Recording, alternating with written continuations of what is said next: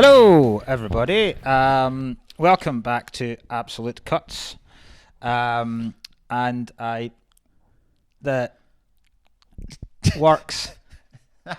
This. Oh no! Yeah, we caught some flack. Yes, yeah. Apologies, everybody, for last week. I feel we're always apologising. I do. Ryan. We've had a couple of apologies now. I mean, you'll also see that yet again we are in a different venue. Yes, Is it a venue for this. Yeah, we're in my house this time. I was going to say I don't know why, but I do know why. I'll talk about that in a minute. But yeah, this is my living room. Yeah. In my new house, and Ryan has come through. But yeah, sorry about the lack of sound for a lot of it last week. Conveniently, only my microphone. Yeah. Which Now it's the second time that's happened. I just realised really we've dumped the mic that happened to, and then you've brought one, and now I'm using your mic and you're using mine. Yeah. So maybe I'm just setting you up again. Almost. No. Absolutely done. So this time, look, I've even looking at the audio now. Yeah. And there's way higher waves. Yeah. So if now on the episode, I'm going to blast it out and take it down. Yeah. It was like proper, because I listened to it, because folk were like moaning immediately, which is fair enough. Like, I'm not, when I say people are moaning, like, you're absolutely right to completely go fucking mental about something you're getting for free every week. But listen, no, very valid complaints from a lot of people, because it is annoying. When I listened to it, I did want to throw myself in front of the train as well. But some of you, fucking calm down. All right. I like literally some of the messages I got were like, I've come round and shit on your firstborn. Calm the fuck down. All right. It was crackly noise in one episode of a podcast. I enjoyed the fact too, by the way, that nobody said shit to me. Yeah, you didn't get anything. No. Mark got the DMs. Like, I've seen obviously there was a couple of YouTube comments and stuff like that. YouTube comments, I don't mind. The DMs were. You could have done without that. Like, I could have done without a train journey down down south, just getting fucking abused all Friday. I love, and I think for us, this is probably the worst time as well. The worst thing about it was we had planned to do the Patreon, right? So we had planned to release the Patreon so that we could pay someone for this not to happen. Yeah. But on the episode that we announced the Patreon, this happened. Yeah. It was almost like, listen guys, see, for this poor quality sound, you could be paying up to... Why? It's so funny. Why get this crackly shit for free when you could be? I was just sitting there. We were meant to do like a big push, like online, like here's the Patreon and here's the stuff like that, and like you're meant to get like the first one on a Monday as well. And I was like, this is not happening for the first week or two. Yeah. Not until we get a fucking studio, which is nearly there now. I've also noticed, like, since we started, we kind of, because we were doing it when we first started at Slossy's studio, and we were both at like a desk, sitting side by side. So those were like our have a word years. Yes, yeah. And then we were both sitting down in the seats opposite each other. Yeah. Which were our Between the Ferns / Sloss and Humphreys. Now we're both lounging about on the couch. Yeah, it's getting like slowly. Fucking Rice and Vittorio. So we're now... I don't know what we're going to do like now. Next week, next time we're going to be our Jamie Hutchison, Tony Carroll, where I'm just going to sit there sweating like Tony does, and you're going to sit there essentially smearing your own shit in your face like Hutchison does most weeks. What's after this, Sid? I don't know. What other podcasts are there? Hammock? Yeah. After that, we'll do an all-female podcast, and it will just be shit. Well, if we were dead meat, though, if we were dead meat... If we're dead meat... I don't know which one would be which. I think we know which one would be which. I'm fairly certain you would be the skinny, tall one. Oh. And I would be the fat... Well, I thought we were going to go with bald.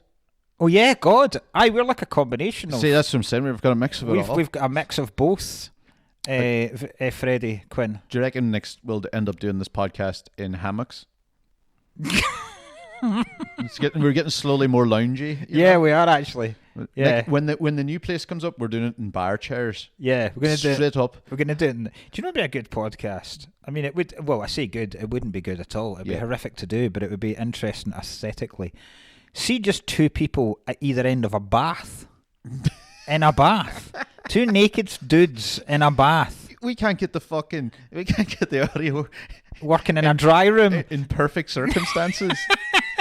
Water into the mix with mics and dealing with water, steam, and an echo. We'd have to get Britney mics. Do you know, like? Oh yeah, little yeah. Britney mics. Have you ever used any of them on stage? No. I don't know if I could. I feel like we're doing a TED talk or. I've been asked a few times whether I'd like, because I've like any time I've ever done like any kind of corporate or awards thing. Yeah. You'll see like the hosts will have those Britney headsets. Brilliant. And go, do you want one of them? And I was like, I wouldn't know what to do with my hands. I'd feel like a prick. Yeah. It's mostly that, feeling like a prick. Yeah. That's most life. Yeah, it is. Trying your best not to look like a prick. It is, isn't it? Most of life is like worrying about looking like a bell end. Yeah. And you failed. Yeah, I have. Well, I fail on a daily basis. We all have failed. But yeah, the reason we're in my house is because my car had to go in to the garage. Mm-hmm. And it's really fucking. I get this. I was speaking to Amy about this this morning, right? I've got a really weird relationship with the money I earn.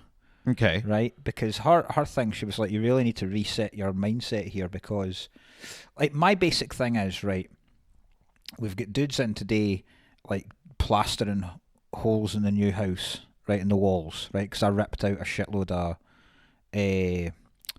old fireplaces, right, so there's big holes in the wall. Yeah. So guys need to come in and plaster them, right, and the clutch went on the car at the weekend. You don't need that, do you? It's quite a key component. It was right. I'll tell you about how she told me as well. But like, so I had to go there this morning.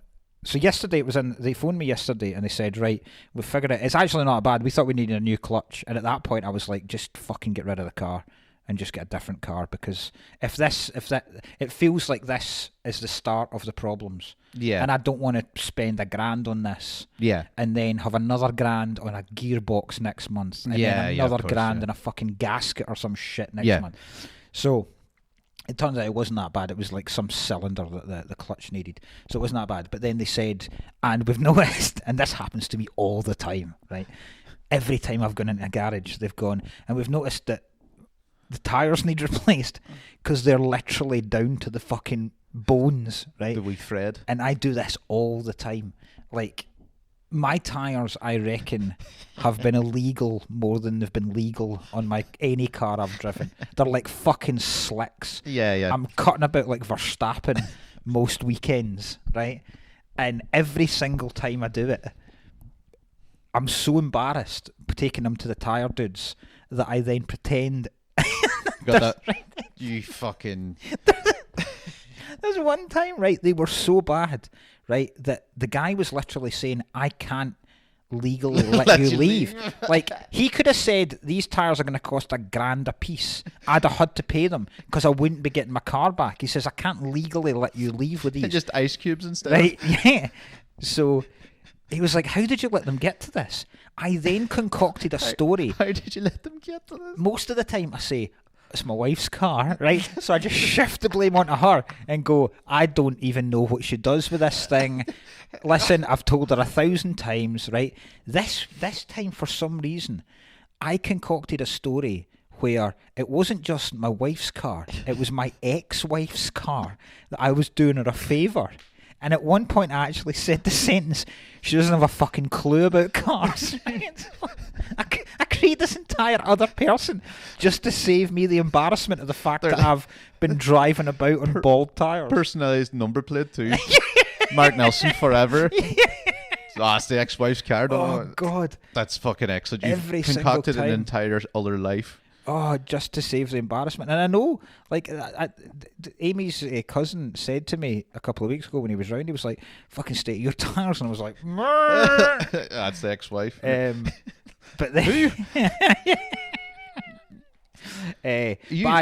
you have to, you know, that's that thing, like, you know, when you create a person, I think I've talked about it before, when you know, like a barber back in the day was cut my hair and they were like, what do you do for a living? And I was like, a civil engineer. Oh yeah. And then the guy was like, oh, where? And I was like, fuck, RBS. Oh. He's like, my brother's an engineer at RBS. And I go, fuck. And like, it quickly unraveled. And he was just like, why would he lie That's about that? bad. Yeah, I was That's doing that bad. when you, yeah. Did I tell you about this? Because you do it with taxi drivers. I don't know if I told this story before on this, but Yeah. I love the fact that we're at a stage now that the other podcasts have got to. Because I've heard other podcasters do this where they go, can't remember if we told this story before. We've done so many now that we're starting to worry about repeating stories. Yeah, that's good. Good. Because you do it, and being a comedian, you do it to taxi drivers. It's like a cliche. Yeah. And the cliche is that, oh God, you don't want a taxi driver to go, I've got a joke for you, and then they'll tell you the most horrific racist joke. I would love that. Yeah. I actively would love taxi drivers to tell me the most racist. And then if they go, you can use that in your set, and I go, I will. I absolutely will. It's the one piece of my set that's been missing. A horrifically racist. I've actually got a racist joke for every race, and you have just filled in the last piece. I had nothing for the Indonesians, Yeah. and you've managed to. Dominican Republic. I was short on that. But there was one in Dumfries once where, because normally I would say Scottish Power because that was my job before I became a comedian. But the taxi driver had said, so what do you do for work? And I was like, oh, Scottish Power. And rather than just leaving it at that, I then went, what about yourself? And he just went, taxi driver. We never spoke again. The whole fucking journey. He was just, I could almost read his mind, but going, can't wait to get this fucking moron out of my taxi. Drop you off at a certain centre.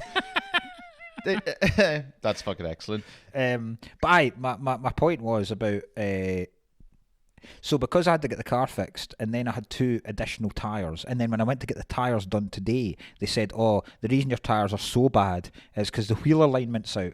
So basically the wheel's just been shaving rubber off every single time you... He's like, if I put new tyres on those wheel alignments, you're just going to need new tyres again next month. So we need to get that fixed as well. And then the guy's doing the plastering. And I'm like that to Amy. I'm like, every single bit of work I do this weekend is for nothing now. The money's gone. That's all it's for. I was like, I'm working for free this weekend. And she was like, well, no, you're not. It is a terrible, depressing way to look at it, but it is accurate. Yeah, it is. Yeah, because you're like, well, I'm already down. I think it's a self-employed thing. Oh, I told you about it is a self-employed thing because do you know when I was in with this fucking shit in the thing goes, don't be working, for the next couple of weeks, and I was like, all right, and she was like, what do you do for a living? I was a comedian, and then she went, oh, so self-employed, and I go, and he goes, well, can't help you then.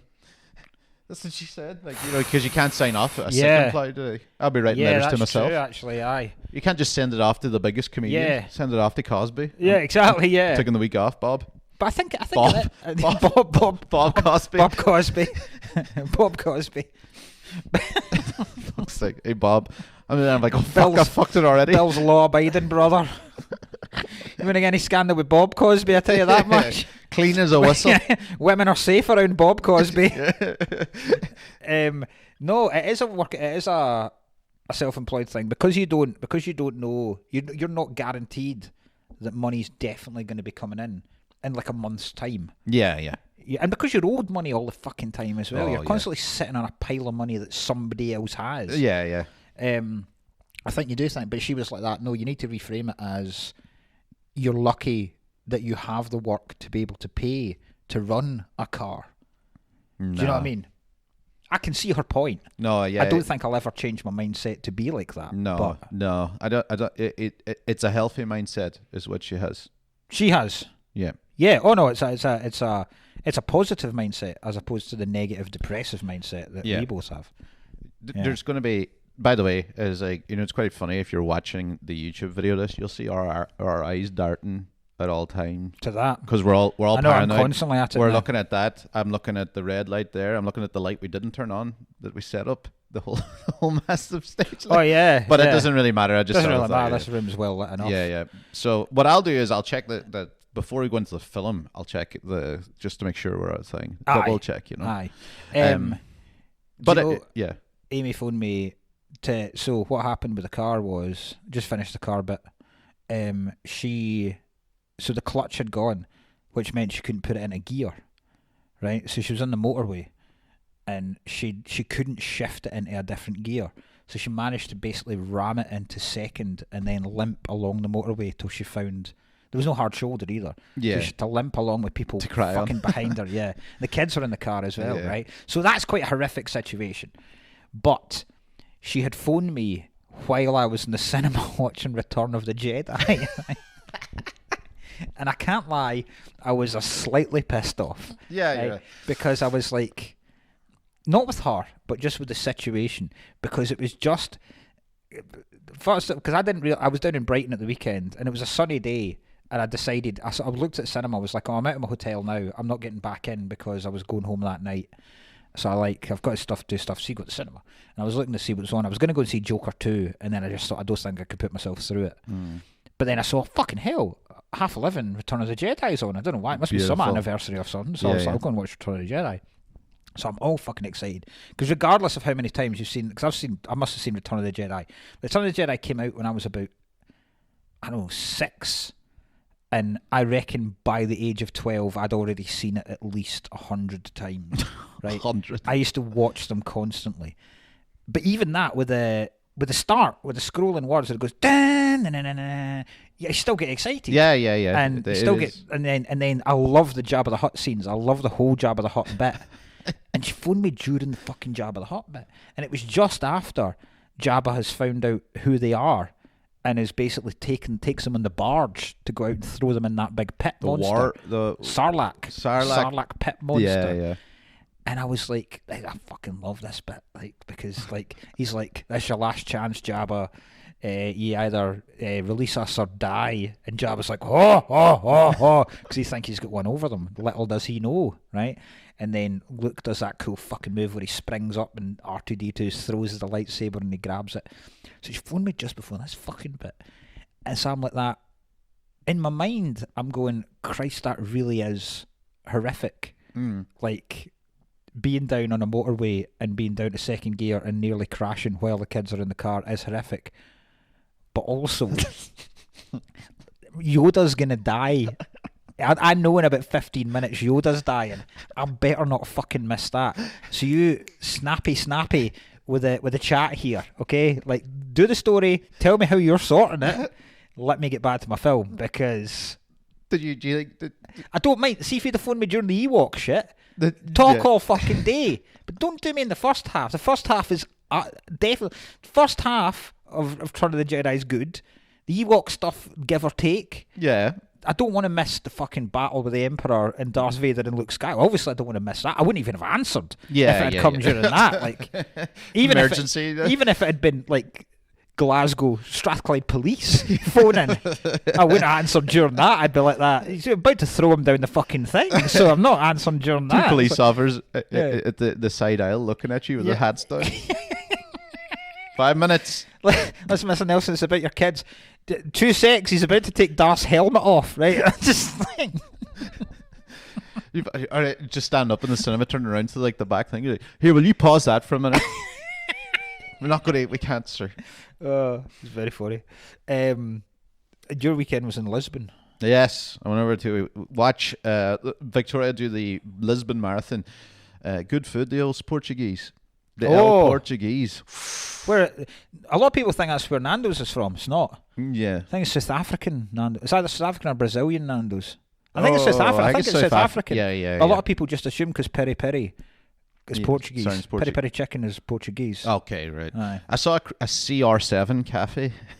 No. Cristiano Ronaldo cafe, and I was like, ugh. Wow. Yeah. Jesus Christ. Sexually assaulted with a Yeah. Even if you refuse a meal, you get forced it. They've got chains everywhere bar America. Oh God. Do you know one of my favourite jokes I ever told? And I was only on Twitter, and I don't think it ever, I hate doing this, but I don't think it ever got the recognition it deserved. And I could never get it to work on stage. Yeah. It was when that whole allegations, we better call them allegations, allegations about Ronaldo in America were. Yeah. And it was when they'd done a test, and the headline was, US police release Ronaldo rape kit. And I said, oh, for fuck's sake, that's another shirt the fans are going to have to fork out for. Right? Which was that's a great That's joke. perfect. That's unbelievable. We get fuck all. Nothing. Nothing. Oh, that's well, I that's get a lot of people devastating. going, you should joke about this kind of stuff. Yeah, but that's devastating. yeah, No, that's a top tier. I really liked that joke. That's fucking top tier. That's a shame as well. One that it doesn't work online, or it doesn't work. Then you try and work it on stage. And I they're know. like, no. I know. Gee, you like Portugal? Was that the first time you've been to Portugal? Not at all. Been to Portugal 5 or 6 times. Do you know? I did find it funny. What was I going to say? There was a couple of people because I didn't do the marathon. I watched it. And I saw a couple of people cheat. See, you told me this before, and it blows my mind that people would cheat at a marathon. Yeah, they got on the train and went up a couple of stops, and then we're going to get off. And I was just like, what's the point in doing the fucking? I don't get what you're doing then. But it's such blatant cheating as well. Oh yeah. Like no one's going to not see that because obviously people are going to be spectators of the marathon are going to be on the trains. Apparently, they do have some ways of checking. I don't know how, and they will take the medals off you. I've been told, but I don't know how. Because my dad used to compete in marathons, like quite not to a professional level, but quite seriously. Yeah, My dad's got a good fucking time at a marathon. Like, my dad's done a sub 3 hour marathon. Jesus Christ! In Dublin. Aye, because he did the Dublin marathon loads of times. And I don't know whether they were at that time, but I remember when he was coming towards when he was getting too old to do them. There used to be a thing that you'd put through your laces, and it was a chip. Yes. And it was computerized, so it could tell you your exact time. Yeah. And then you would be able to get souvenirs or merchandise and stuff afterwards with your exact time because you would constantly run over, like every couple of miles would be like a pad. Yeah. So surely that would, because you can't go right. They've run over this pad at mile 3, and then somehow they've done mile 3 to mile 11 in 3 minutes. Like, someone you got there. You must have had a wee power bar at that stage. Because there must be some way. But then I suppose if they're only doing it for, like you say, Instagram, then that's what I felt. They like won't it was. care. There was parts, by the way. There's bands playing at certain parts of the marathon. Oh, you go by and there's like a stage and the 2 lads playing like fucking classic rock. Yeah, that's cool. And then there was I actually got to see at the finishing line, like an old man falling. You know that. Do you know? But you see like great sporting moments. Yeah. I got to see one where an old dude went fucking arse over thing on the last stretch, and then 2 people lifted him up. And they did the dragging over, and everybody's going, yes, get it up, you fucking old. Yeah. Did you see any? What I always used to love when I used to go and watch my dad was when somebody would get to the finishing line and really fucking go for it. Like there'd be like 3 people ahead of them, and they would sprint. Yeah. I loved that. I did see, which I presume is the worst chafing thing that's ever happened, because somebody was bleeding down both inner legs. Some dude was just blood pushing from. I was like, that's the only thing I could think it was. Oh. It could be. Was it a dude? Yeah. Because if it's a woman, it might be our menstrual cycle. Yes. No, it was a dude. Oh, that is bad chafing. So I was just like, really what? Bad. I like to think it was his nipples. Jesus Christ. That's WWE level of bleeding. That like pepperonis only there now. Hell. Just a road rash. Oh, Jesus. Do you remember Paula Radcliffe took a shit? Yeah. During was it the London Marathon? Yeah. Where Gotta go. You gotta go, and she just let it roll down her leg and just. Gary Lineker took a shit on. Didn't he take a shit in a football match and rubbed his arse on the grass? It's like a dog. Was that not Gary Lineker? Have I just made this up? I don't know. Gary Lineker, I thought, took a shit like side stage and he just rubbed his arse on the grass. Wow. Yeah. There's like Lineker, I think, did it. There was an American footballer that did it. It was some dude called Izzo, and they give him a award for like the greatest ever secret shit. Wow. Johnny Vegas did it on stage at the stand once. Of all people, you're like I think Johnny Vegas did it. I think with Johnny it was more he was pissed and just meant to fart, and then have you ever farted on stage and realised, because I've farted on stage a few times, but you ever farted on stage and realised that it is gonna smell and it is gonna draft. I feel like I've done it once. Yeah. That's embarrassing, because I feel it's Are embarrassing. you trying to do it with a mic? Trying to evade? No, you're trying to evade the blame immediately. It's stinking up here. Who did that? Aye, but the thing is, no one would ever expect it was you. Yeah. So you do see people looking about the front. Oh, fucking this dirty bastard over here. Yeah. I did that once. It wasn't a fart, but somebody's phone went off, and I was like, but it lost the crowd completely because there was just one old woman there alone, like literally 85. I was like, I bet you that was fucking you, I'd pitch.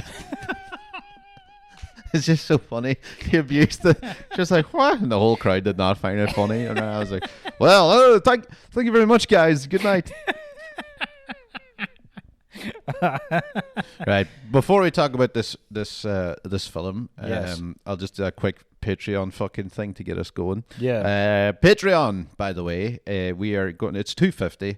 You get an extra half an hour episode. I feel like, because some people sometimes when you start a Patreon, and this happened when I did it with the NFL one, they kind of go, oh, you fuckers putting it behind a paywall. And I'm like, no.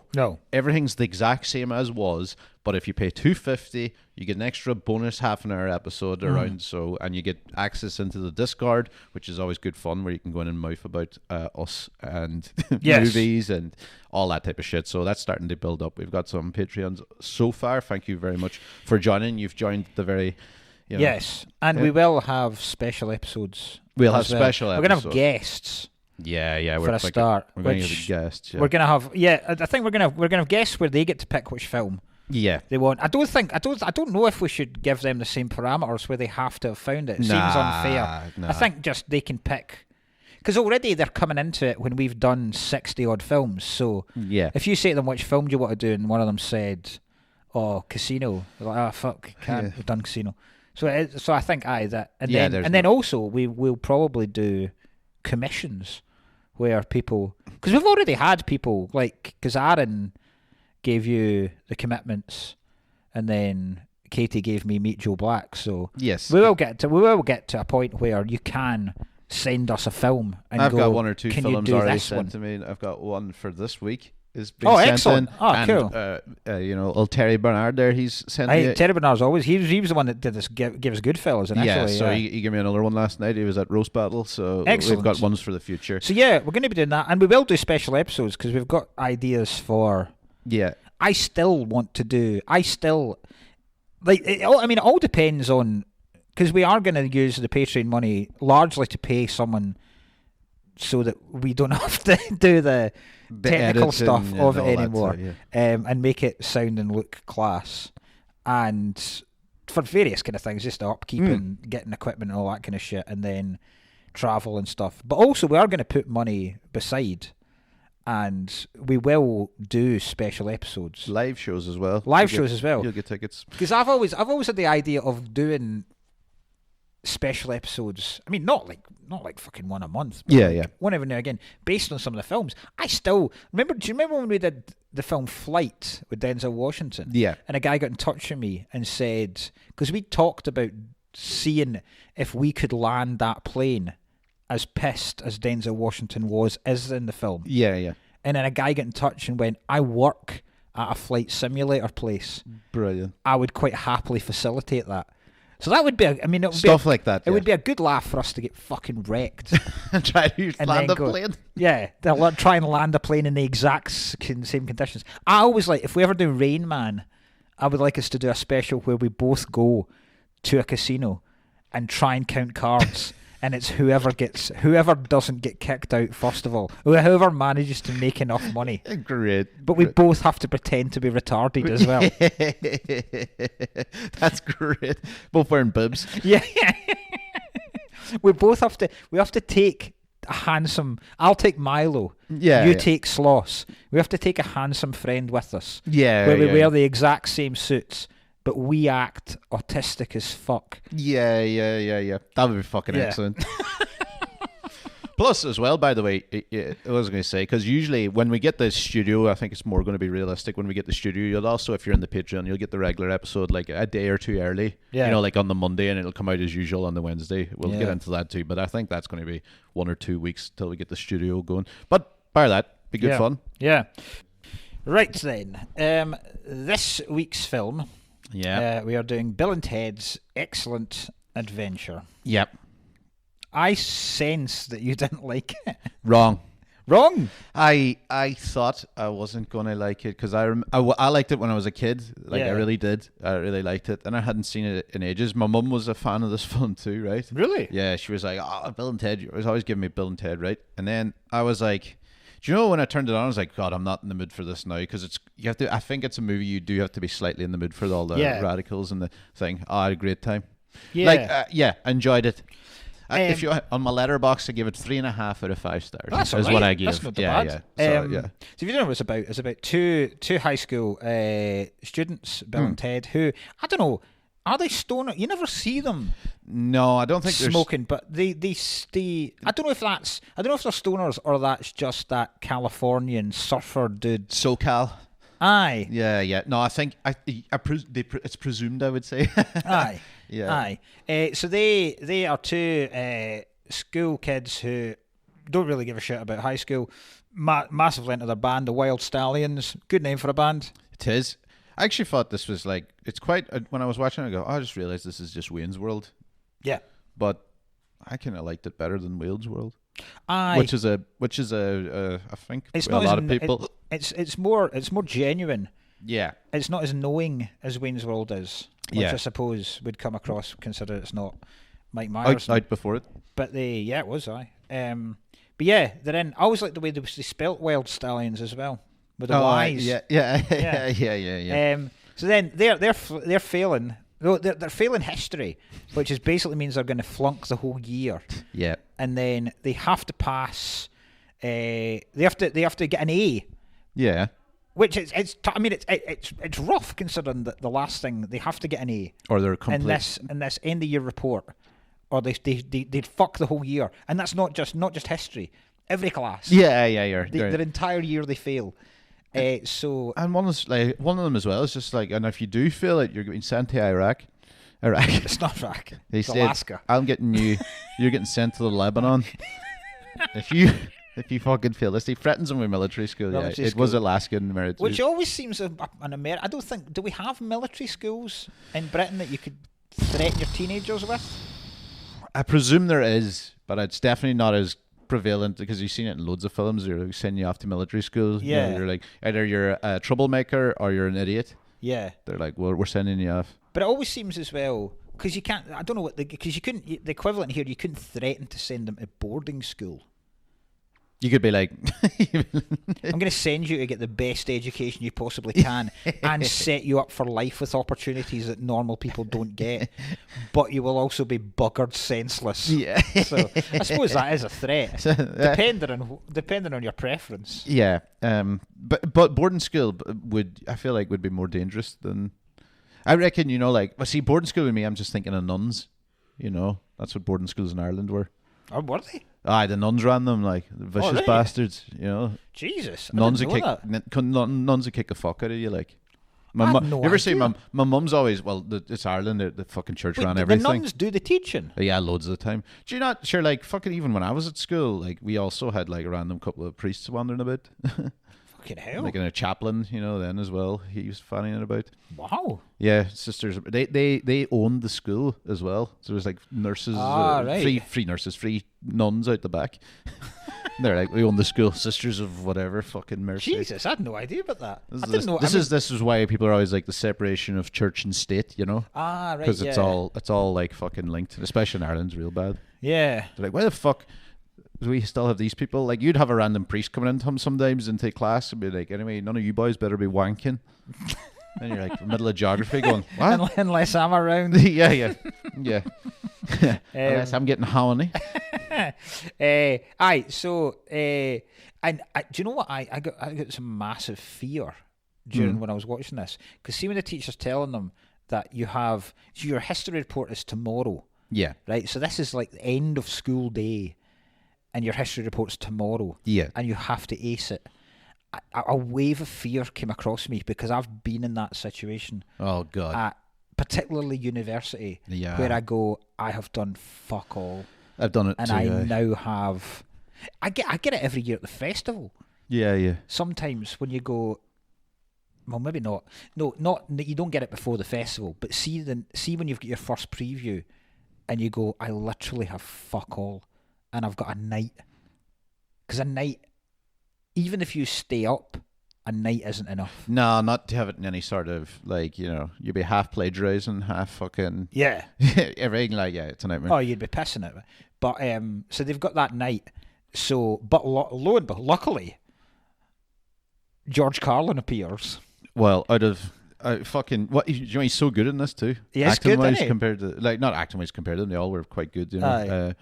Yeah, and whatever happened to that guy Alex Winter, by the way, I never see him in much bar this. I don't think I've ever seen him in anything else. Yeah, I mean, Keanu Reeves basically played Ted in every film after this. Yeah, John Wick. Until John Wick. But even John Wick has got a certain... I reckon...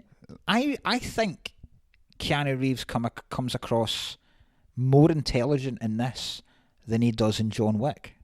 Because in John Wick, he just like it all spirals. You're like making bad choices. John Wick does make bad choices. He does make bad choices. Yeah, he's really dug himself into a hole. But there was even because there's always like that Keanu Reeves, kind of the way he speaks, like whoa. Yeah. Right? But even that in John Wick, I think that slowed down. See, when someone asks him a question in John Wick, and he goes like, "What, are you back in the life, John?" And he just goes and he turns and goes, "Yeah." And it's like it's the longest "yeah" I've ever heard in my life. You all right? Is there a gas leak there, John?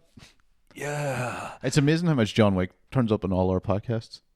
We did need to do John Wick because we've basically covered the film through other films. Do you know what film I like? Keanu Reeves.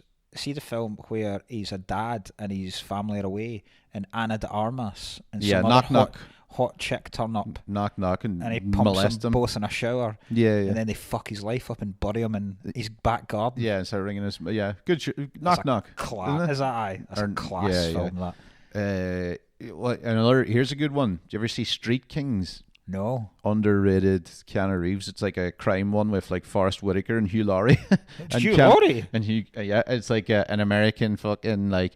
It's kind of like an episode of the fucking Wire, cops and dirty cops, like a training day type of thing. Street Kings, great film, genuinely class. Point Break, genuinely one of the best action films ever made for me. No, I love it. I love Point Break. I haven't seen it in a long time. I think it's fucking class. Anyway, so lo and behold, George Carlin turns up in a time machine. Yes, a time machine from a phone box. Yep. Yeah, but yeah. Doctor Who. Yeah, Jesus Christ, I never thought of that. Yeah. How the fuck have I never thought of that? I mean, it probably was. I don't think because Doctor Who's. I think Doctor Who. I don't watch Doctor Who. I've got no interest in Doctor Who whatsoever. But I think Doctor Who has only become big in America since like Tennant and stuff. I don't think 1989 anyone in America knew what the fuck Doctor Who was. Yeah. So I don't think it was plagiarism. I don't think it's. Yeah. What's a TARDIS? That's the phone box. Is it? Is that what it is? Okay. That's the blue, the London blue phone box. Okay, right. Where you go in and it's bigger inside. Yes. Than it looks outside. It's like your mum's fanny. Fuck off. That's what your TARDIS is. Your mum's vagina is a TARDIS. It's fucking. There's a lot to do in there. Do you think? Do you know? I saw one. I thought it was so funny. I saw one episode of Doctor Who where they brought Van Gogh back. Yeah. Did you ever see this one? They bring Sorry, Vincent, who? Van Gogh. Vincent. Van Gogh. That's Van Gogh. Don't get Vincent Van fuck Gogh. off, Van Gogh. Maybe it's Van Gogh in fairness. Van Gogh. I call him Vinny Van Gogh. Right. Van Gogh, fuck yourself, right? But anyway, Vinny, they brought him back to, like, because he was a nothing when he was alive, and then he became famous after he died. Like, he was literally regarded as shit, a weirdo. Yeah. Because he was. But then he went and, like, fucking, they brought him back to, like, everybody walking around the museum. Yes. Like, and he starts crying because everybody's loving his stuff. I think that's widely regarded as like one of the best Doctor Who episodes of all time because it's proper emotional. He is crying and shit like that, because he realises how much people have appreciated his work. I would love to have brought him back, but just have like bringing it in and it's just fake versions, like, and pretend he never met it. Yes. Bring him back and it's just somebody burning his one painting in the back. Or in the van and pissing on it. You know how they use him like on T-shirts where he's in like an Adidas trackie? Just do that, bring him back, but take him to like a souvenir shop in Blackpool where it's just his paintings all in shitey versions. I've got one of them. Have you? I've got Vinny on a. We've got Vinny in an Adidas Yes. fucking tracksuit. Yeah. Or bring him back just before Just Stop Oil throw soup at his painting. What the fuck is going on here? Why'd you bring me back to this bit? This is going to be like the common theme here in Bill and Ted. By the way, so Bill and Ted, to pass this history thing, they decide to like pick historical. They decide to kidnap Historical figures 5 people. who all seem to be absolutely fine, dealing with it all quite well. They very quickly It just went, okay, Billy the Kid just lands in. They're like, you're all doing my high school report. Yeah. When realistically, he probably would have immediately shot him. I love how Billy the Kid and Socrates become proper pals. That's very funny. I find a lot of the just the general, setup very fucking funny. Yeah, it's very funny. Socrates. So they get Billy the Kid, Socrates, Joan of Arc, Napoleon. Napoleon by accident. They don't mean to pick up Napoleon. Yeah, he just But ends Napoleon gets caught up in the electronic waves. Yes. Abraham Lincoln and Sigmund Freud. Beethoven, That's right. and Genghis Khan. Do you know? I was annoyed they didn't go to the Troubles. Pick up Jerry Adams. A young Jerry Adams. Pick up a young Jerry Adams and amongst Socrates. trying to put him as a massive figure in. Because I was going to ask you who you would go back if you had a time machine. Which famous historical figure? Not so much to bring back because there'd be no point. But which historical figure would you go back to meet? Oh God, I reckon I would go back. Who would you fucking? That's a good question. I'd like to go back. I'd go. The obvious. Hitler's the obvious. Oh, I would go back. I would go back to Hitler, right? But young Hitler, like Hitler just before he goes a bit mental, when he's a painter. Yeah. And I'd look at his work and go, "That's not bad, that mate. You should stick at it." I think that would sort everything out. Yeah. That I think probably would. If you encouraged an aspiring Adolf Hitler, Yeah. the world would be a different place. Would you not think I would use the time machine after that, and I come back the day after you've done that and be like, see all my other things battering around in your head. Focus on that. That's your ticket, man. Big things, but Big things await. You're never going to reach the. You're not going to reach the fucking the books anyway the same as painting. Basically, you're never going to be on the big books there for painting. I've just realised there's a wee volume thing on this, the bottom of this. Oh, for fuck's sake! That's what I was wondering. That's why I kind of paused there. It's another thing we've got to worry about now. Yeah. That's why like that little dip there was me going, "Oh, has something happened?" By the way, did you see that this movie was made by Nelson Entertainment? Yes. First thing I saw. Oh. Largely because it's the first thing that comes on screen. First thing I saw. Nelson. Right. So what I've got is, I've got facts. So I've got genuine stuff that I want to talk about with the film, but I've got my facts, and then I've got additional facts about each of the historical figures they kidnapped, and you have to guess whether they're brilliant genuine facts or have I just made them up. Right. So I'll give you the film facts first. Okay. Right. So the original plot for this film involved Bill and Ted. Initially, it was Bill, Ted, and Bob, because the storyline came from 3 improv actors who had come up with this idea of three dense high school students talking about things that they had no fucking idea but bluffing it. Yeah. But it wouldn't be just, it'd be like economics as well, or Yeah. architecture or something. The initial plot was Bill and Ted go back and they cause each of history's biggest tragedies. So they would be the cause of the Titanic, the Hindenburg, World War II, Boston Marathon. the Boston... Which I thought would be it's a bleak film. This is a very... Right, so some of these are really cool. Do you know when they go to the future and there's 3 dudes almost like floating in the air and they're like the 3 central dudes? Because in the future, the Wild Stallions, their music has managed to solve world disorder. So funny. Yeah. It's solved famine. It's brought about world peace. Yeah. Whatever has happened.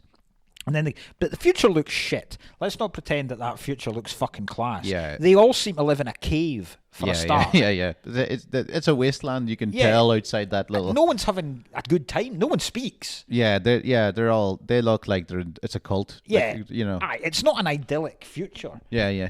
Yeah. But so the three dudes that are like, I suppose, are like the elders. Yeah, that's the best way to describe them. The main one, the guy in the middle, he is Clarence Clemens from Bruce Springsteen's E Street Band. The guy that plays a sax solo in Born to Run. That's him. That's such a bizarre. That's fucking class. That's so bizarre. He's mentioned in, if anyone's ever heard the Springsteen cover of Santa Claus is Coming to Town, he does it on like some kind of boardwalk in LA or something like that.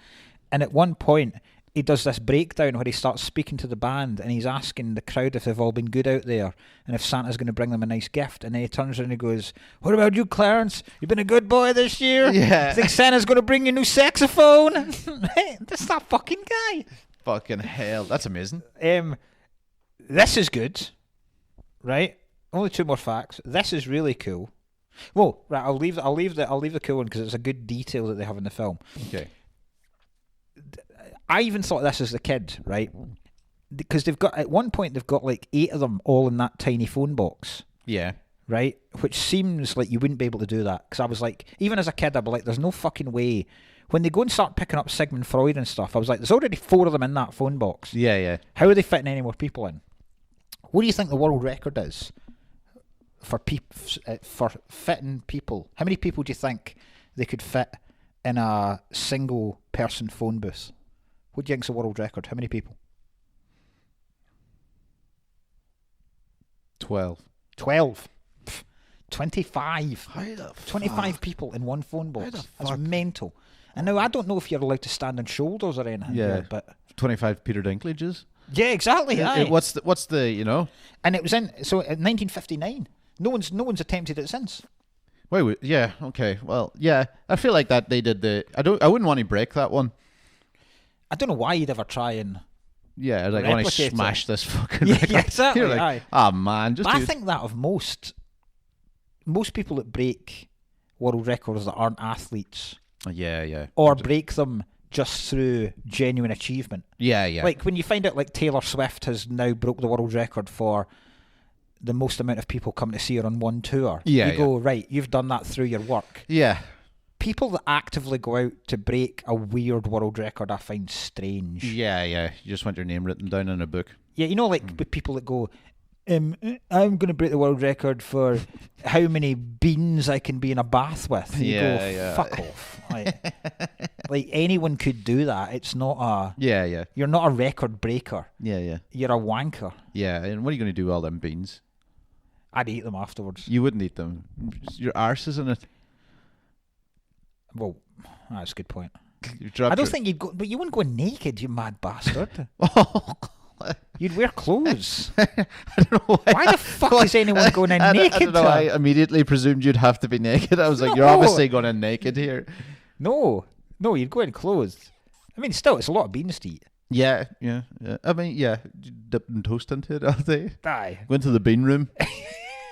Yeah, that's how you feed the kids for weeks. You just like grab a slice of toast and go up to the bean room. Kids have been living on beans for a year. Also, Dad can pass that fucking record. He's fucking farting and shitting everywhere. It's a nightmare. Up to the bean room. There's a toilet beside it, luckily. Do you remember Record Breakers on TV, on kids' TV? No. Roy Castle. Do you know who Roy Castle is? No. Roy Castle was like an entertainer. He's a really, really talented guy. He used to be able to play the trumpet. There's an incredible clip of him. He was a really talented guy. He could play play the the trumpet. That's such a funny way of saying. He's so talented. He could play the trumpet. He was a horn tooter. He was a tap dancer as well, a really good dancer. I think that there's an episode of Parkinson where he's on with like Sammy Davis Jr. Yeah. Where they both do this tap dancing routine. It's fucking incredible. But he was on it, and I remember it was one of the first kind of dark jokes that I'd ever kind of got on board with at school, because Roy Castle he died of lung cancer. Okay. Right? And he never smoked a day in his life. And he got it from playing like northern clubs. Okay. Where he was around secondhand smoke so much because he was doing these clubs day in, day out, that he got lung cancer from that, right? And I remember, so the the theme tune to Record Breakers was dedication, dedication, that's what you need if you want to be the best and you want to beat the rest. Ooh, dedication's what you need if you want to be a record breaker. Right, that was the theme tune, right? And I remember when he got diagnosed with lung cancer, kids at school going around going, medication, medication. Jesus fucking Christ. Such a fucking unnecessary. I love it. Right. That's so good. The coolest fact. Yeah. This is detail I love in films. Yeah. When they pick up Beethoven, Okay. right? So Beethoven's sitting there. He's playing one of his symphonies to an enraptured audience.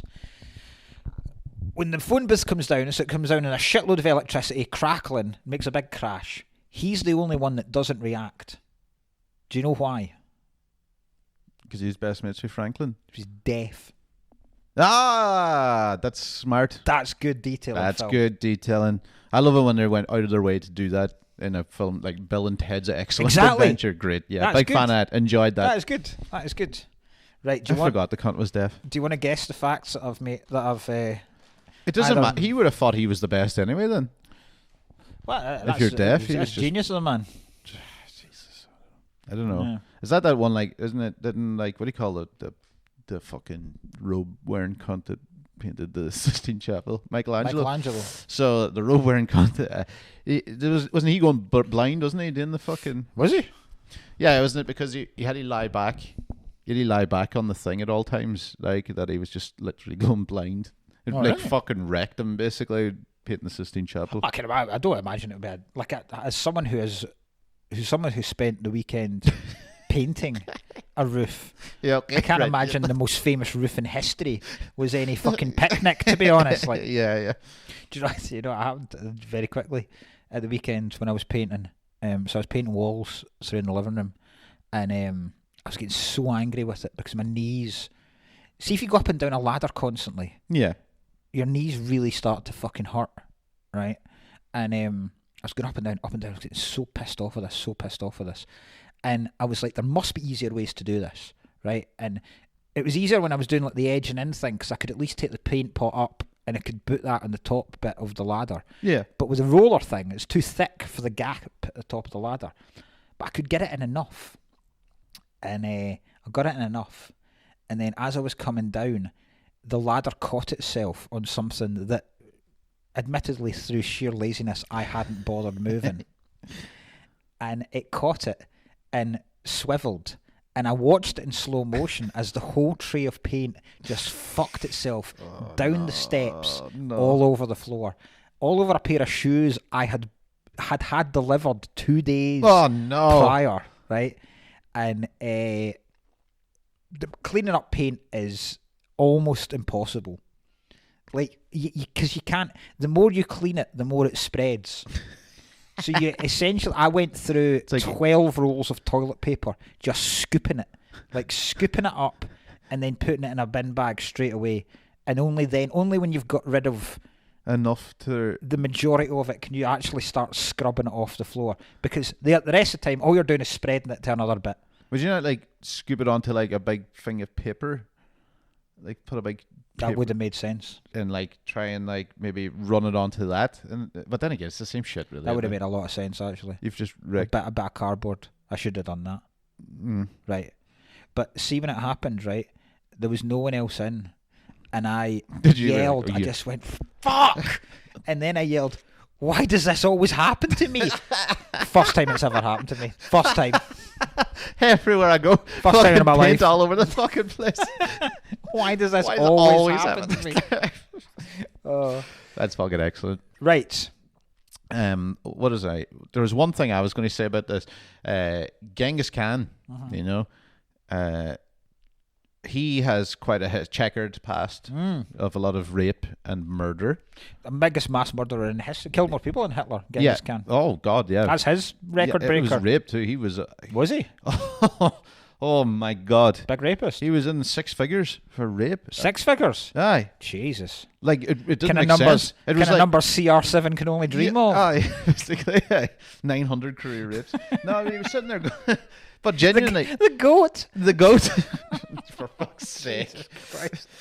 He was basically like that's all he did all day, murder and like rape. So I was just like, he was very calm. It was actually, that's why he fitted into an American high school well. He's also, you notice, for a dangerous rapist, he's the only one that wears American football pads. He's found his calling finally. Fuck's sake. Where else would a mass rapist fit in American high school other than the quarterback slot? Exactly. Fuck's sake. But they make him look very lovable for being Aye. the biggest mass murderer in history. Yeah. I mean, Billy the Kid. He was was king of the Mongols. Billy the Kid was the king of the Mongols. No, Genghis. What is the king of the Mongols? Mongols. The Mongols. Mongols. The King of the Mongols. Mongols. You never think of that. I always thought Genghis. I don't know what I thought Genghis Khan was, but I totally forgot it was like a war with China and stuff like that. Oh yeah, it's just one of those cunts that he really went to town. Like it was impressive numbers. The numbers were. Do you have the numbers? I don't have that. Do you want me? You Google it. How many people did Genghis Khan kill? Yes. I'm going to guess. Yes, do it. Tell me. I'm going to go, and I mean it's going to be in the millions. Yes. Because Stalin is kind of classed with big numbers. Yeah. I'm going to go 50 million for Genghis Khan. Okay. He killed, at the time, 10% of the world's population. Right. Which is right. You're right. It was actually, at the time, it was 40 million people, they reckon. Wasn't that far off. Yeah, which resulted in man-made climate change. He killed so many people, he changed the climate. Wow. The Mongols' invasions effectively cooled the planet, scrubbing around 700 million tons of carbon from the atmosphere. I mean, that's Thanos type. Yeah, numbers, yeah. like. I don't know why I'm typing this in. I want to see sexual assault. I don't know why I wrote sexual assault here, because it's not really... See when you're a mass murderer and you've gone from talking of just numbers into percentages of the planet. Yeah, it's never... You're on top of your game, aren't you? Do you know the way now Google has an AI overview? No. So, you know, it comes up like, you type someone in now, there's sometimes a little AI kind of like thing. This one AI just came out to me going, there's no precise historical evidence or data on the number of women Genghis Khan violated. However, Jesus. Given the scale of his conquests and the Mongol cultural idea of rape as a reward for military victory, the number is likely to have been in the hundreds of millions. Fucking hell. Yeah, you're just like, Jesus Christ. Yeah. This is the fact that this all came from. Apparently Genghis Khan has so many people that genetic testing show that 1 in 200 people alive today may be his descendants. Wow. So Jesus. I mean, you're talking That's about a hell of a business. Yeah, he changed the climate and changed the gene pool. He did that. Like, yeah. So anyway, say what you think about the man, but fuck's sake, he's lived a life. Jesus. Do you want to know what? Genghis Khan. It's Genghis Khan, not Genghis Khan. Genghis Khan's doing like motivational videos nowadays. Like, I get up at 3 a.m. every day, like Mark Wahlberg. I'll obliterate at least 2 million peasants, and then as reward, I'm like, oh god, I can't even make. It's so sick, all of it. It's the kind of thing you'd imagine the Tate brothers saying that to each other. Like, when they're wary of some other horrific crime they're going to commit, and one of them just goes, "Remember, it's Genghis Khan, not Genghis Kant." I just like. But like, it must have been all he did. It seems a lot. Like, I don't know. King of the Mongols. Before I tell you, okay, because that's a good way to get at the facts, right? But before I tell you that, a cool thing that you can do in Google, folk probably have known this for years, but see if you type in Ross Geller couch. I have. It's great. On Google, and you click the couch, it will pivot. Yeah. And then pivot. And then pivot, and then the next one it just splits in half. Yeah. Couch. You know, you turn on the thing and it speaks as well. No. So just turn it on. It goes pivot. Oh, So you've been doing it without the sound on Yeah. and your phone, on love your whatever. shit. Love shit like that. Yeah. I was really, really impressed by that. That's very, very cool. It's so funny. It's probably the easiest thing in the internet to make and everything code, and I was like, this is brilliant. More of that, please. I love when Google do that kind of Yeah. shit. Right, facts. So I've got one fact for every single one of the historical I have figures. to guess if this is true or You false. have to guess whether it's true or false. Right. Sigmund Freud studied the sex lives of eels. No, it sounds true because it's so ridiculous. True. Very true. What Yep. the fuck One of is his he? biggest studies was into the sex lives of eels. Did a load of mental shit, Freud. Absolute mental shit. Yeah. Okay. The Nazis drove him out of Austria. They didn't trust him at all. Like actually drove him out. Yeah. Like in the back of the car. In a bus. Yeah, sorry, just get out of here. Right. Billy the Kid. Yeah. Billy the Kid came from a family who all had nicknames. His mother was known as Billy the Mum.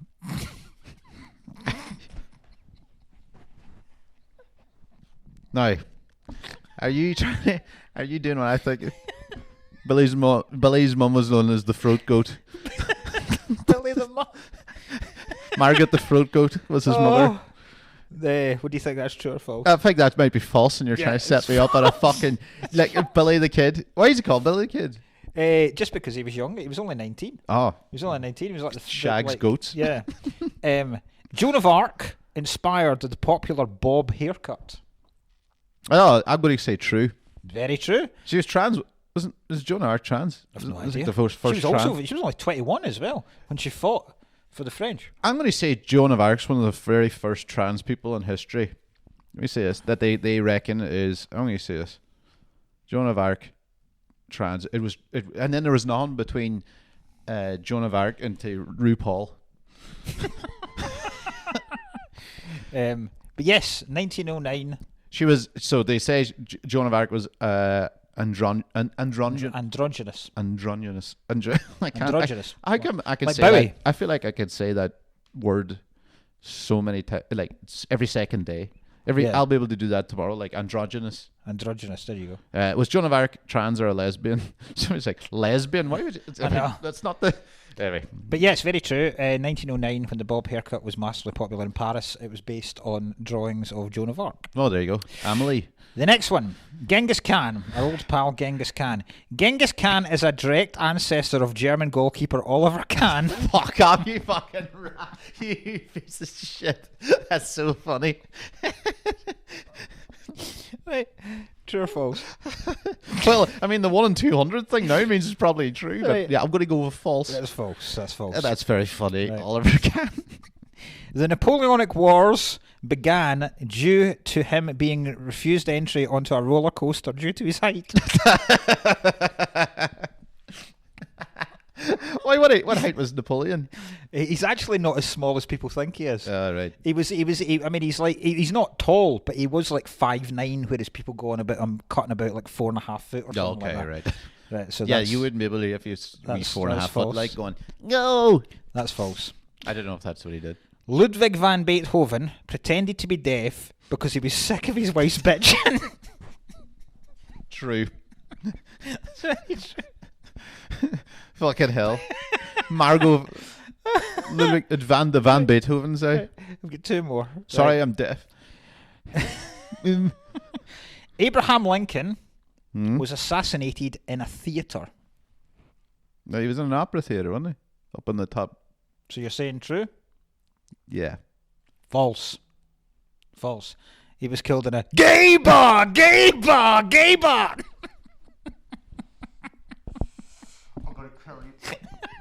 Fucking. Do you know what the worst part about that was? I was so sure it was a theatre. You're not supposed to be in the balcony. Even though you've just fucking sent me down the river, like 3 of the jokes, it still went, oh no, it was. Right, last one. Do you ever see that? Wait, no, do the last one. Right, remember he's Greek. Last one. Socrates invented oral sex. Remember, this is the Greeks. Yeah. Socrates Well, invented. it's true then. Socrates invented oral sex. True or false? True. False. It was identified. Oral sex was actually invented by Pythagoras because he loved pie. Oh, for fuck's sake, man. you're having a great time, aren't you? There. So much fun writing those this morning. Fuck's Oh sake. God, That's why all the Greeks. When they were like, we're going to get Socrates, I was like, what, the Brazilian footballer? Right.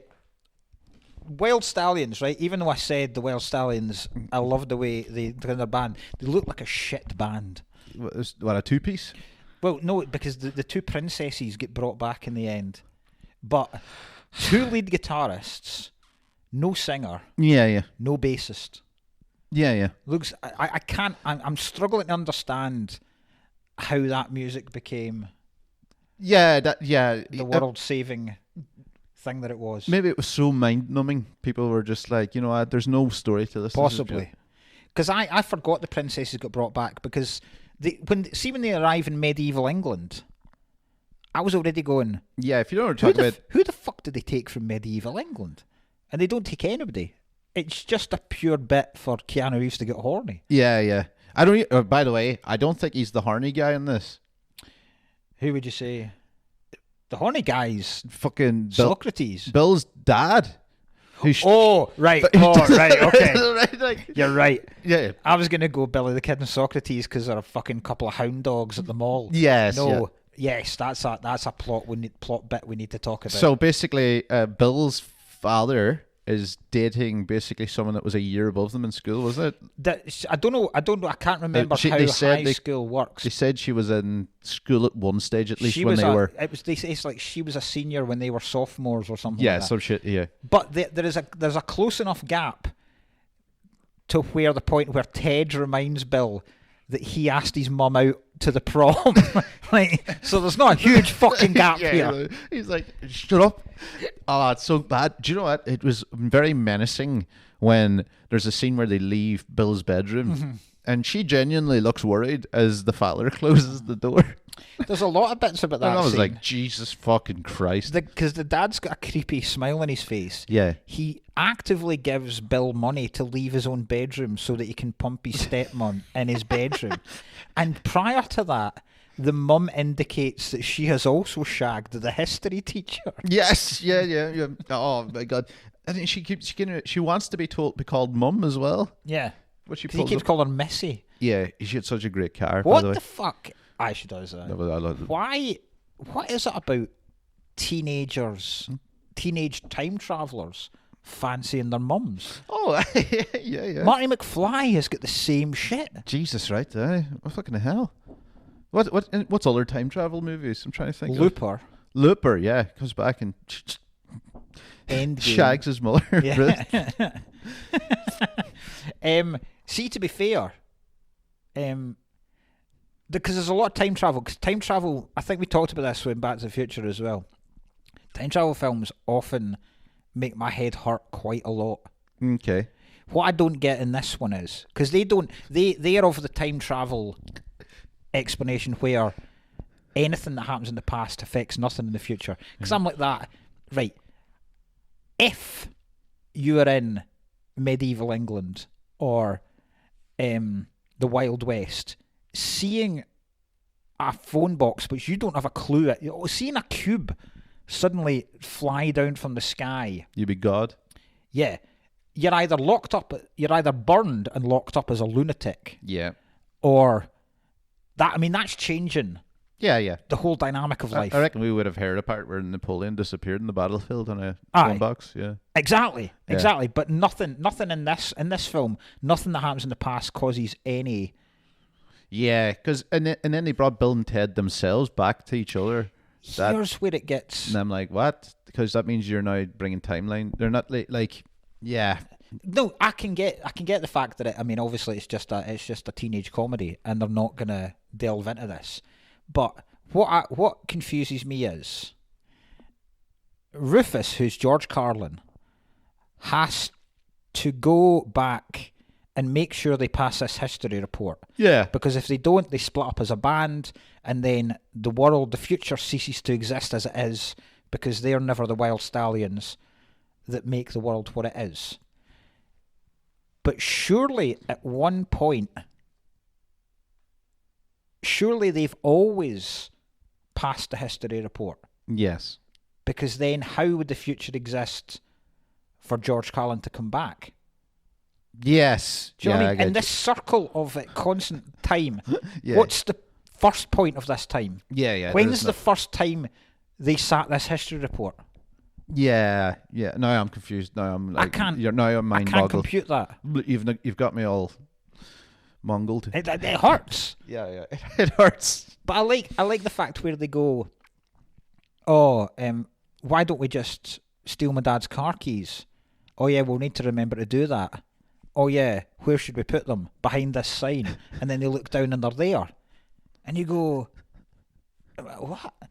But then also, couldn't you, if you've got a time machine, couldn't you have then gone back a month prior and said to then Bill and Ted, by the way, you're going to military school. Yeah. You've got a month. You can do it. Yeah. If you study enough, if you fucking knuckle down, boys. It's just... yeah, that's very fucking confusing now. I can't... You've fucked me now. I just... There needs to be one time, that very, very first time that they sit the history exam, and surely they pass it anyway. Because without them passing it that first time, the future never exists. Would have got to the thing where they... That allows George Cullen to get thrown back. Yes. But then, if they'd always passed it, then there's no need for them to send George Carlin back. Yes. Okay. Right. So which is it? Like, I don't... Yeah, you must be jumping timelines or some shit. But even if that, you're like, why would you do that then? Yeah. Good. I do like, in fact, Jack, I really enjoyed the fact that they both went, what number are we thinking of? And they went 69. They went, 69, dude. I love the tube. Do you know, like, the dudes and the little... That's why I wanted them to go back to the Troubles. Because, you know, if they landed on that boat and there was, like, Lord Mountbatten just fucking Fuck's sake. splattered all over the boat. Christ. And they're just like, tubular, dude. Awesome. Did you notice the dad, Ted's dad, who is I'm assuming he's the police chief for San Dimas. He's wearing an NRA jacket most of the film. yeah. Fucking hell. Because I didn't know San Dimas was a real place, but it is. Oh, is it? The I thought place they in just made it up. California, Okay. yeah. I love the guy. That's my favourite bit in the whole film. Part of the 69 dude is quite a good line. My favourite bit in the film, in the line, is where that guy is doing like an utter dog shit report. Where he's like before there was nothing, and then history came, and now things are just better. And people are like, what the fuck's this guy going on about? And then he just goes, San Dimas High School football rules! And then they all go, yeah! That was excellent. I just, finally, I was just, what I found fucking fun, my favourite line was when they read, I forget why they had their names all written down. And he goes, this is Socrates, he's down under Socrates. Yeah. So stupid. Yeah. Down under Socrates. I know they call him Socrates a few times, but Socrates, but it's down under Socrates. I did like the joke of when the history teacher asked Ted who was Joan of Arc, and he goes, Noah's wife. It's a really good joke. Yeah. Well, look, we're going to go and do like a very quick little Patreon episode. We'll go do a quick one, so do follow the Patreon, $2.50 and all that type of shit. Yeah, we've already done the pitch. You go enjoy it. Go join the fucking Patreon. Yeah. I don't know what we'll talk about, mind you, but I think we could talk about old horny guys in movies because it seems to be one popping up at every time. Yeah. Next week. I'm doing shows all around Scotland this month. I'm doing like the Monkey Barrel this weekend. I'm doing the Edinburgh Stand the weekend after. I'm doing Lavery's in Belfast the middle of next week, and stuff like that. So plenty. I actually meant what are we watching next week? Oh. I don't give a flying. I don't give a flying fuck what you're doing next week. You'll enjoy this, right? So, this one's handed into us again. This was by Murtaugh. Is Murtaugh sending us Murtaugh on Murtaugh action. Oh, we've got Murtaugh on Murtaugh action because he heard us talking about it. So we are going to be doing Lethal Weapon. Murtaugh sending Aaron Murtaugh sending Murtaugh. Yes, an early Christmas film. Oh, that's right. Yeah, well, we're going for that. Very few people know that's set at Christmas, but I fucking love this film. There you go. Thank you. I absolutely love. I knew he was going to enjoy this one. I love Lethal Weapon. I'll save it for next week, but you know the famous bit in Lethal Weapon of Danny Glover going, "I'm too old for this shit." Yeah. Do you know what age he was?